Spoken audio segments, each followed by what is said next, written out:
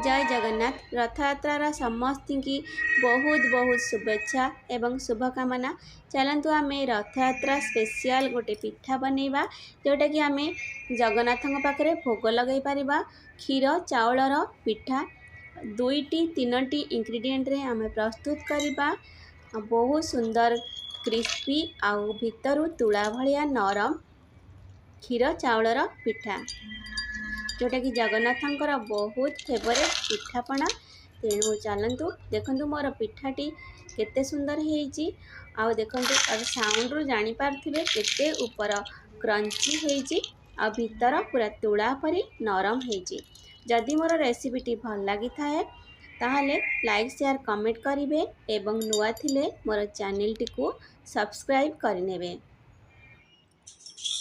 एटा बहुत इजी रे पिठाटी बनैबो। थरे ट्राए करंतु केमती लागिला निश्चय कमेंट रे जणांतु। नमस्कार, लताज किचन को आपण मानकु पुन थरे स्वागत करूची। एठी देखंतु मु गोटे कटोरी अरुआ चावल नेची जोटा कि नॉर्मल अरुआ चावल। आपण बासमती चावल नहीं पारिबे। ताकि भल से 3 रु 4 थर धोईकी सफा कर नेची। तापरे ताकू 3-4 घंटा पाई मु बतुरे देइथिली। एबे चलंतु आमे ताकू मिक्सचर ग्राइंडर रे पेस्ट बनै नबा। सेतरे चीनी दबा, आपने चाहिले टी गुड़ दे परिवे। आउ भल बास्ना पाई फ्लेवर पाई 2टी गुजराती दबा। स्वाद अनुसार टिके लूण दबा और मीठा लूण मिसिकी जोटा कि गोटे तार भल टेस्ट आसबो। आमे पानी दबानी, क्षीर गोटे कप देइकरी ताकू पेस्ट बनै नबा। एबे देखंतु हमर बैटर टी प्रस्तुत हो जाइए। ताकू काढ़ी नबा।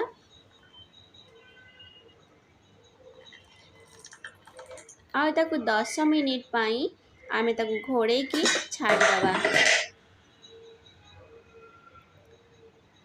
देखंतु एमती भाबरे तार टेक्सचर हेची। बेसी पानिया करिवेनी कि बेसी काठुआ करिवेनी। एटा गोटे इंस्टेंट पिठा।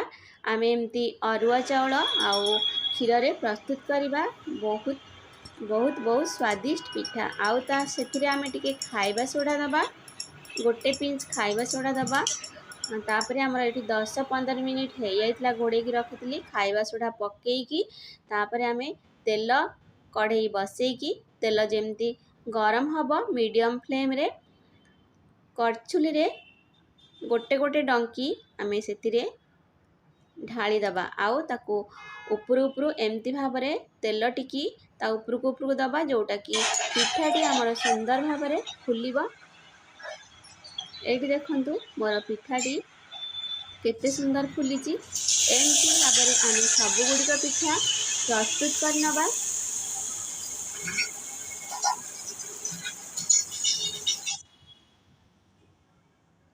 एटा गोटे बहुत सुंदर पिठा जोटा कि आमे बहुत कम टाइम रे आको प्रस्तुत कर परिबा।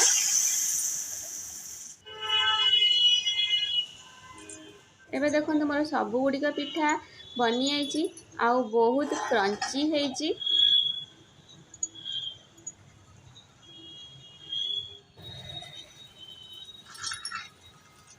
एबे देखंतु पिठा गुडी मोर केते उपरु क्रंची हेची आउ भीतर पूरा सॉफ्ट हेची। थरे प्रस्तुत करंतु एवं केमती लागिला निश्चय कमेंट रे जणांतु। Thank you.